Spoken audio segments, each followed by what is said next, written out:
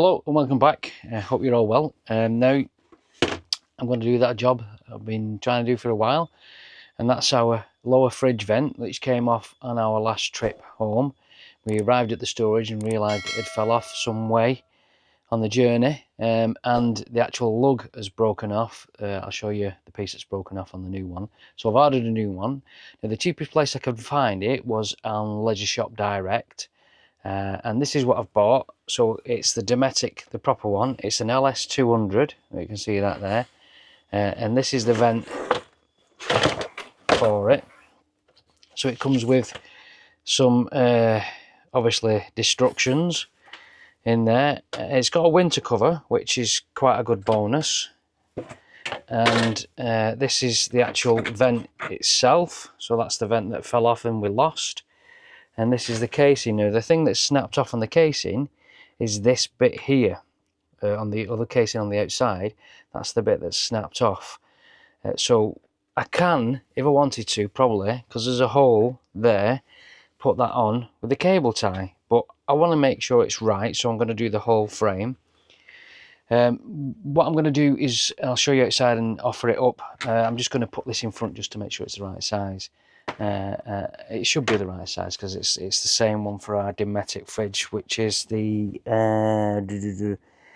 Dometic 8ER series. The cost was round about, the cost for this full vent with the winter cover was about £42. It was the cheapest place I could find it.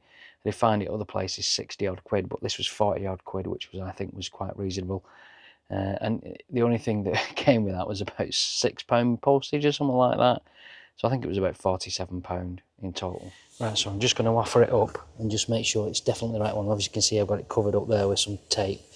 So match the screw holes up and that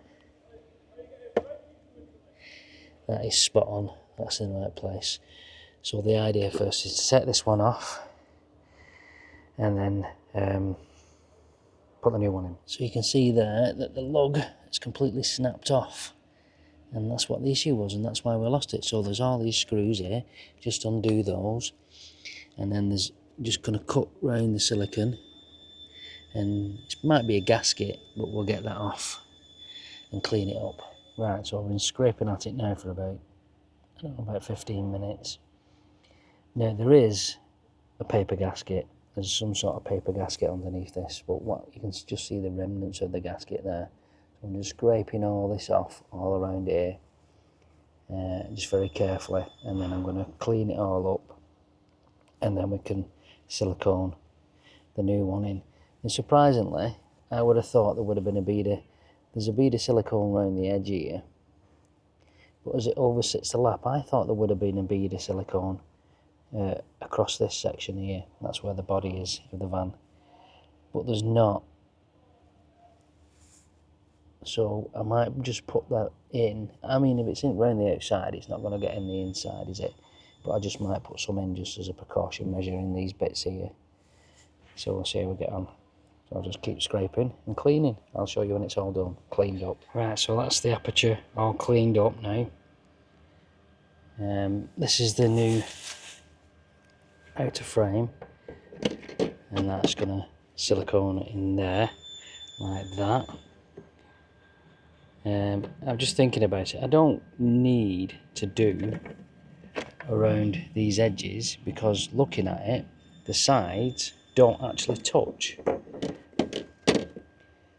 When you put it in, there's a gap between the bottom, and it's touching at the top. So maybe I'll put some at the top. Is it touching at the sides? Not really at the sides. Not really at the sides, but it's not touching at the bottom. So I might just put some around the top there, around there. So let's get this siliconed up. Now before I do that, all the screws that I've taken out, as you can see, I've got silicone stuck around them. So I'm going to clean all the screws up first, then they're all ready to go back in before we silicone. And the silicone that I'm using is somewhere down here. I've got Sikaflex 522. Right, so that's it all Sikaflexed up around the edge. Let's get it on I'm not going to film that because I'm going to do it. I'll show you when I've got it all on. Right, I've silicone around the edge. Just need to clean it off the frame here because I don't want, obviously when I put the front on, I don't want that sticking to it. So I just need to clean it up in bits there, but it's not too bad. You just squirt some soapy water on it and just clean around it, and that'll clean it off.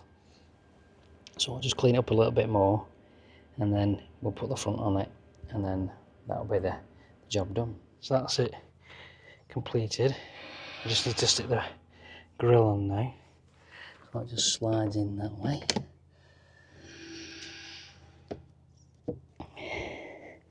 And then there we go. Push that down. That's connected on. It will go down all the way. Yep. So that's a new grill.